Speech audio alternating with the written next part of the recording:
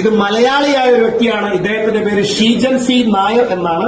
കായംകുളം സ്വദേശിയാണ്. പക്ഷേ ഇദ്ദേഹം സെറ്റിലായത് ഗുജറാത്തിലെ വഡോദര അഥവാ ബറോഡ എന്ന് വിളിക്കുന്ന ആ സ്ഥലത്താണ്. വൈഫ് യമുന ഷീജൻ, പുള്ളിക്കാരൻ ഡൽഹി പബ്ലിക് സ്കൂളിലെ ഫിസിക്സിന്റെ ലെക്ചററാണ്. മക്കള് 2 പെൺകുട്ടികൾ. വൈഫിന്റെ പേര് യമുന ആയതുകൊണ്ട് മൂത്ത കുട്ടിയുടെ പേര് ഗംഗാന്ന്. രണ്ടാമത്തെ കുട്ടിയുടെ പേര് എന്താണെന്ന് ഇതുവരെ ചോദിക്കാൻ പറ്റിയില്ല. കൊച്ചു എന്നാണ് ഞങ്ങളൊക്കെ വിളിക്കാറുള്ളത്. അങ്ങനെ പേര് വിളിച്ചത് കൊച്ചു എന്നാണ് വിളിക്കാറുള്ളത്. ഈ 2 കുട്ടികളിൽ മൂത്ത കുട്ടിയുടെ സ്വപ്നം എന്ന് പറഞ്ഞാൽ ഡോക്ടർ ആവുക എന്നായിരുന്നു. രണ്ടാമത്തെ കുട്ടി പറയുന്നത് ലണ്ടനിൽ പോയി ഹയർ എഡ്യൂക്കേഷൻ ചെയ്യണമെന്നാണ്.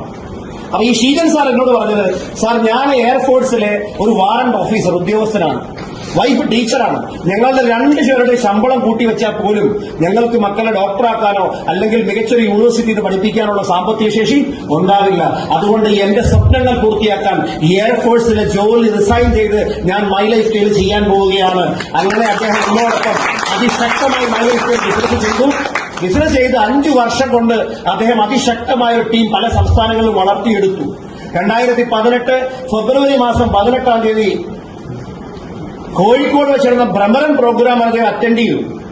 എന്നോടൊപ്പം എന്റെ കയ്യിൽ നിന്ന് തിരി വാങ്ങി അവിടെ തിരി കത്തിച്ചു.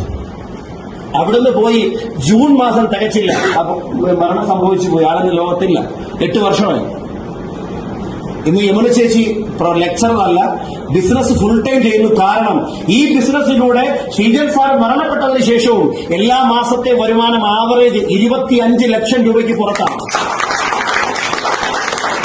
ഇങ്ങനെ ഒരു ബിസിനസ് നമ്മുടെ മുമ്പിൽ ദൈവം കൊണ്ട് കാണിച്ചു തന്നാൽ നമ്മളത് നെഞ്ചോട് ചേർത്ത് ചെയ്യണോ വേണ്ടയോ?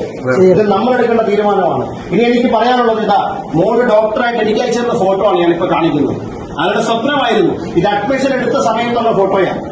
പിന്നീടാണ് ഡോക്ടറായി മോളിപ്പോ ലണ്ടനിൽ പഠിക്കും. രണ്ടാമത്തെയാണ്. അവിടെ ജോലിയും കിട്ടിയെന്നാണ് എനിക്ക് അറിയാൻ സാധിച്ചത്.